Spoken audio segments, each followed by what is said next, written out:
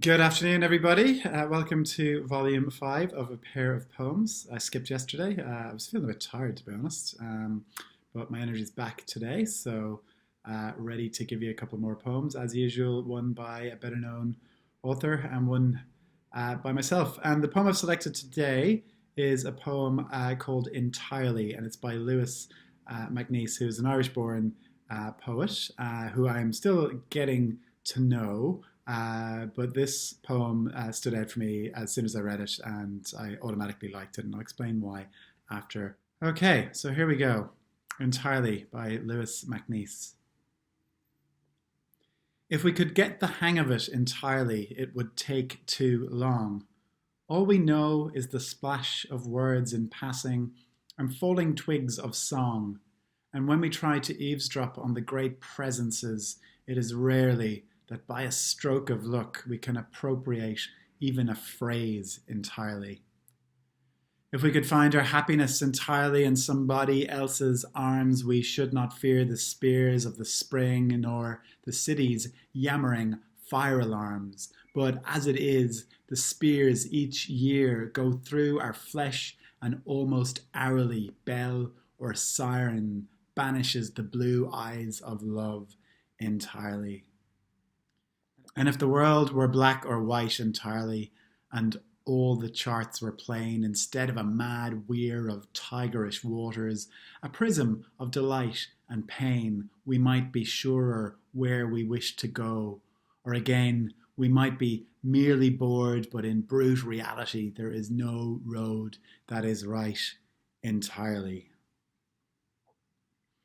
Great stuff. What I like about this is it touches on themes of uncertainty. So uncertainty, and that we might ever, as an artist or a poet, capture anything of, as he puts it, the great presence, the uncertainty of love, and the uncertainty of where to set out and go in your life. I think the point that he's making is that none of these things are kind of guaranteed. If you want to try and create art, if you want to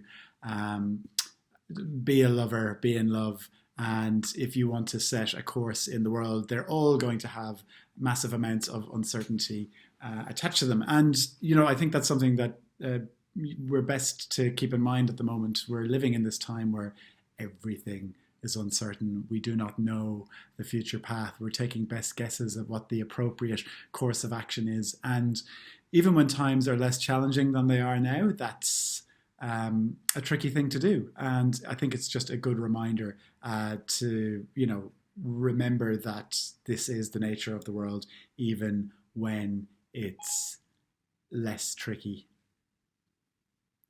So I'll move on to one of my own. Twin themes, uncertainty and impermanence. There's a sense of an old world crumbling at the moment, and a new world kind of manifesting. And I know that's a kind of common sort of experience for us as humans. The world does change a lot, and there are big events, and they do give us this sensation. This is a poem I wrote at the end of last year, kind of New Year's Day-ish, that kind of captures that experience of the world changing, sometimes gradually, sometimes in bigger steps like we're experiencing right now. It's called Year's End. Nothing really ends. The year ticks on a digit, yet the wind will still tomorrow gust. The sinned against will hold the sinning dear.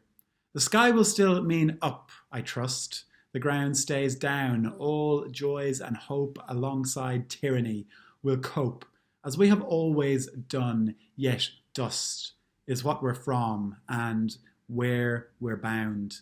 The aggregate of changes, tiny increments, each one's silently slipping past, amounts, I've found, to the grandest shifts. Sea levels rise and fall, empires undone, a land on fire, new religions, all the bindings, all the great unravels.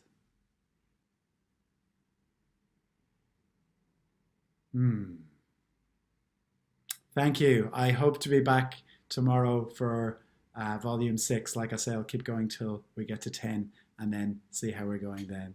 Hope you're all having a great day. Stay safe, stay well, stay inside. Good idea.